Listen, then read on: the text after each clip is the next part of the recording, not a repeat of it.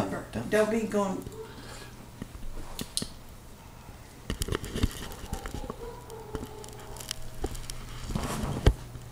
Alexander the Great, military mastermind or cultural spearheader. Alexander's rise to power was a bloody one. Alexander assumed the throne after his father King Philip's assassination. Many to this day believe it was Alexander who pushed the young assassin to do so. The reason behind this theory is as the young assassin fled on foot and unarmed, he was easily run down and captured. But instead of being brought back to trial, which is custom, he was killed on the spot by some of Alexander's close friends. Soon after this, Alexander placed an order to have all his domestic enemies put to death. A bloody rise to the top indeed. Based upon my research of Alexander the Great, I will tell you about his many military exploits and cultural advancements. In Alexander the Great's conquest for domination and to spread his control over the world, he inadvertently helped to spread culture across the very same lands he and his army marched over. During the time to follow, I will tell you of his quest to control all of Asia, and in doing so, how he helped to spread culture to its people and his own. By his execution and conquering of his domestic enemies, which allowed him to set his sights on the foreign lands of Asia Minor, and whether by purpose or by accident, helped to spread culture as well. Alexander the Great's domination of his domestic enemies was an incredible feat. To kill all of your people who were in your area just because you thought they might pose a threat to you. Kind of harsh. Alexander dominated his domestic lands of Greece and held control with an iron fist. Alexander started off his reign by cleaning house, so to speak. Soon after he took the throne, though, the country fell into chaos and a rebellion and riots ensued. Alexander amassed his army in response to this and marched to destroy this rebellion. And by the end of the summer, 336 BC, the country was once again under his control. Alexander, confident now in his control, returned home, but soon after, false rumors of his death spread throughout all of Greece. Alexander, furious at these allegations, amassed his army and marched over 240 miles in less than 2 weeks to arrive at the city of Thebes. He gave the people inside a chance to surrender, but they, confident in their position, chose to fight. So Alexander smashed through the city gates with his army and slaughtered everyone inside, women and children included. With his own country now in check, Alexander set out to conquer the foreign lands of Asia Minor. He began his conquest along the Asian coastline, taking such cities as Harassus, Milenaeus, and Milanus.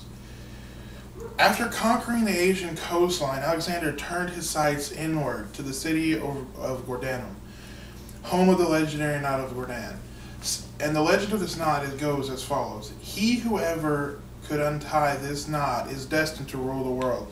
So what did Alexander do? He drew his sword and cut the knot on both ends, and it fell apart. I actually have a picture of this.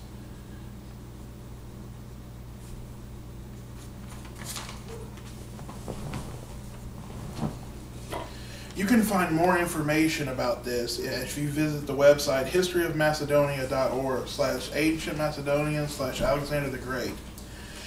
Alexander and his army defeated many different enemies throughout Asia Minor, armies that greatly outnumbered his own, eventually coming upon Egypt where they were welcomed as liberators after defeating the local occupying armies.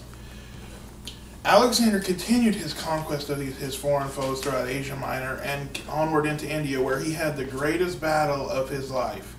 It was held at the river Hypos against the powerful King Porossus.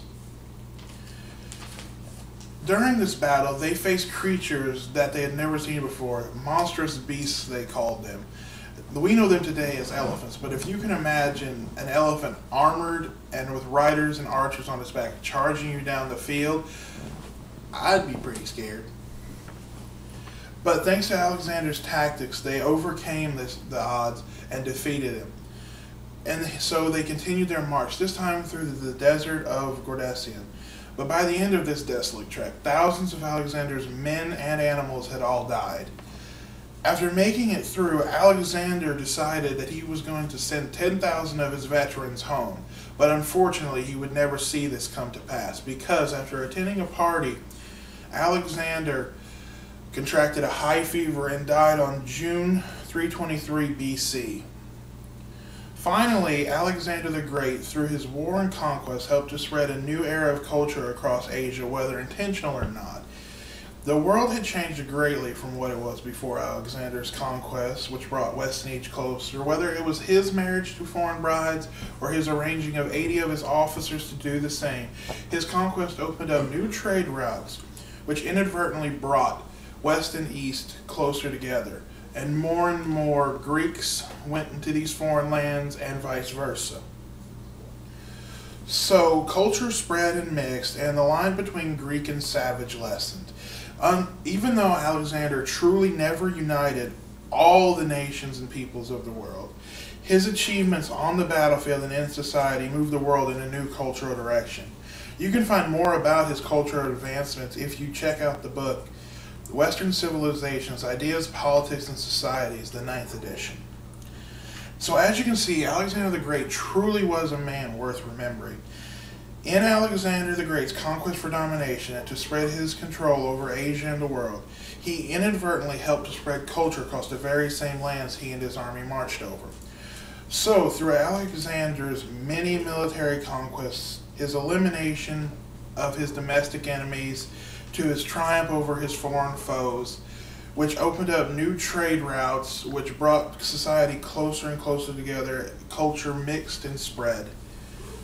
With so many great achievements using his military prowess to defeat incredible odds against armies 2 to 3 times his own size, he managed to overcome, and in doing so, he managed, whether by his own design or not, help to spread culture throughout the world as well.